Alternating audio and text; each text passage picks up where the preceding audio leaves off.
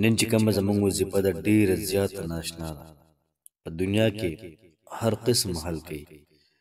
هر دویم سړی یا هر دویم محض سوچ کوي چې ما باندې جادو شوی دی. تاسو به اورېدلي هر یو ښځه دا وایي چې یاره ما باندې پیریان دي، یا لکان وي یا سړی وي پیریان هم ساز راته او ډېر زیات ګډوډ راګیر شوي. یا کله کله وایي یاره د رزق مسله ده را باندې، یا څوک وایي چې را باندې تعویض کړی دی، یا څوک وایي زه د نظره شوی یم. راځئ مکمل تفصیل درکړم مکمل چې آیا په تا باندې جادو شته او که نشته، په تا باندې پیریان شته او که نشته، په تا باندې نظر شته او که نشته دی، دغه رنګې په تا باندې چا تعویض کړی دی که نه دی کړی. مکمل تفصیل درکوم درته. یاد ساتئ محترمو، بعضې وخت کې موږ باندې سمجو موږ ځان د مرۍ نه نیولی، ځان ژوند دا لنډ تنګ کړی.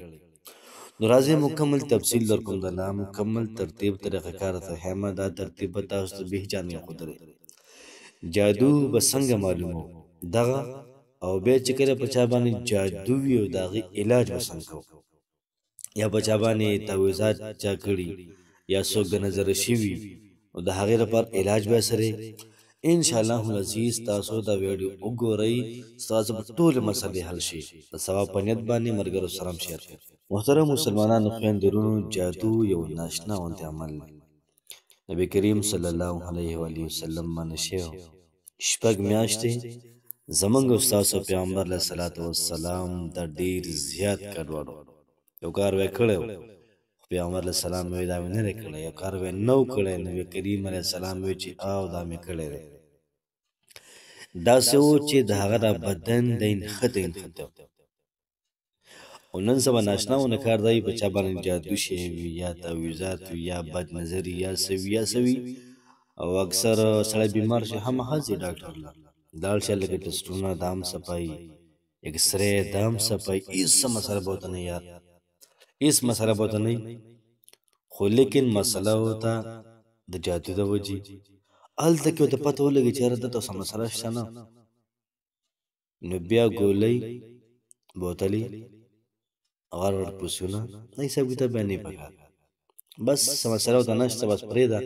هلکه ته لاړ شه ځان روحاني علاج وکړه. یو عالم نه چېرته ذکر واخله، ځان لا وظیفه واخله او دا وظیفه کوه، هر څه مسلې به دې ختمېږي. نو که تاسو وګورئ محترمو، د جادو چې کوم معلومولو طریقه ده، تعویضاتو معلومولو طریقه ده، نظر بد چې کومه طریقه ده، هغه تاسو ته په دې ویډیو کې د محترمو نشر کېږي. ترتیب او طریقه کار به داسې وي چې تاسو به چارندام وکړئ په ښه طریقې سره.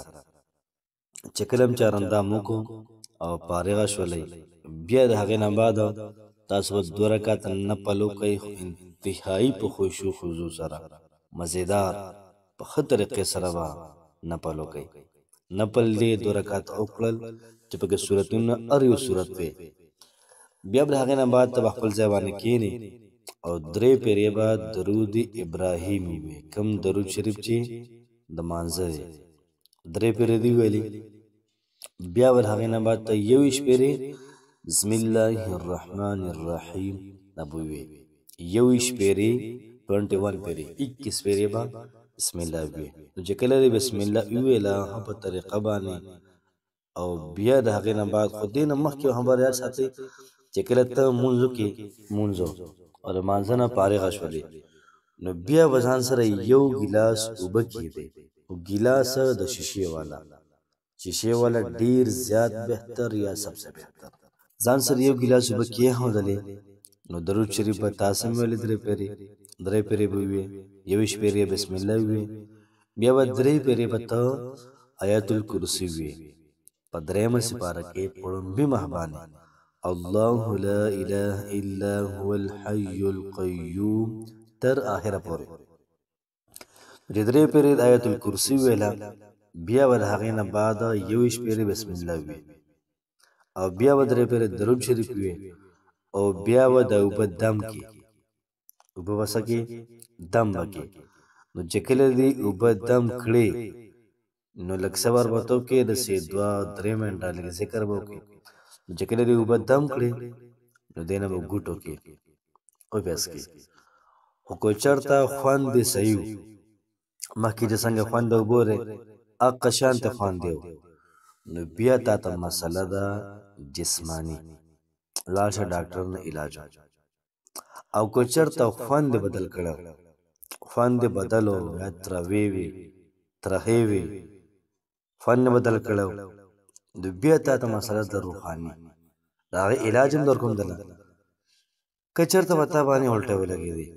بیا هم تا ته روحاني مسله ده جادو وغیره دي یا ستا بدن دروند شو بیا هم تا ته مسله ده یا بدن دې داسې ویرې ده غوندې بعض وخت کې د ویښتان په خلکو باندې نیغ نیغ ودرېږي نو بیا هم دا ته روحاني مسله ده هغه مکمل ترتیب مکمل طریقهکار تاسو ته ښیم نو په دې کې هغه مسله هم حل شوله چې که بیماري جسماني وي که روحاني وي د هغې حل دا هم پکې موجود شو بیا د هغې علاج محترمو دا دی علاج قرآني علاج خوا دې خو قصې نه کوو قرآني علاج تاسو به داسې کوئ چې آیت الکرسي به روزانه وایئ اور سره به قل اعوذ برب الفلق قل اعوذ برب الناس دا شو اور سره د سورة البقره آخري دو آیتونه آمن الرسول بما انزل الیه من ربه والمؤمنون دغه دو آیتونه چې کوم دي آخري دا به وي چې کوم سړی داسې وي یا په کوم کور کې جادو شوی وي پیریان وي جنات وي دغه رنګې نظر بدي د سورة بقرې تلاوت پکې دا پکار دی کور که څونه ښځې کښېنوه سړی کښېنوه لکان کښېنوه جنکۍ کښېنوه سورة البقره تقسیم کړه ته 2 رکوع وایه ته 3 وایه ته 4 وایه روزانه دا کوئ تاسو کور کې به دا لانجې کونجې دا سره یې نه او دغه رنګې رزق دا به تاسو ته بې پناه محترمو دا میلاویږي نو ترتیب به دا شي چې تاسو به سورة الفلق سورة الناس قل اعوذ برب الفلق قل اعوذ برب الناس دا شو آیت الکرسی شوله او دغه رنګې د سورة البقرې آخري 2 آیتونه دا شو او سره د سورة نون چې کوم آخري 2 آیتونه دي فاجتباه ربه فجعله من الصالحين وإن يكاد الذين كفروا دا کوم 2 آیتونه دي آخري دا شو نو تاسو روزانه کوئ د خلکو د لاس خلاصي د عاملانو د لاس خلاصي په تاسو جادو کی دغه رنګې چې څومره خلک دي تعویذونه په خلکو باندې کوي نظر بد والدي هغه د لاس خلاصي په تاسو کې ځکه چې کوم آخري سورتونه دي قل اعوذ برب الفلق والناس نبی کریم صلی الله علیه و وسلم باندې جادو شیو او په دغه سورتونو په ذریعہ باندې الله پاک دغه جادو ته ختم کړو زموږ د پاره علاج دی همدغه موږ د خپل ژوند معمول ساز کو ان شاء الله العزیز جادو مادو رقیسی به سي ابد سرینو الله پاک هم صحتمند کا الله پاک هم روح کا الله پاک د کل مزیدار اعلی صحت در کی الله پاک هم خوشحال آباد ساته السلام علیکم ورحمت الله وبرکاته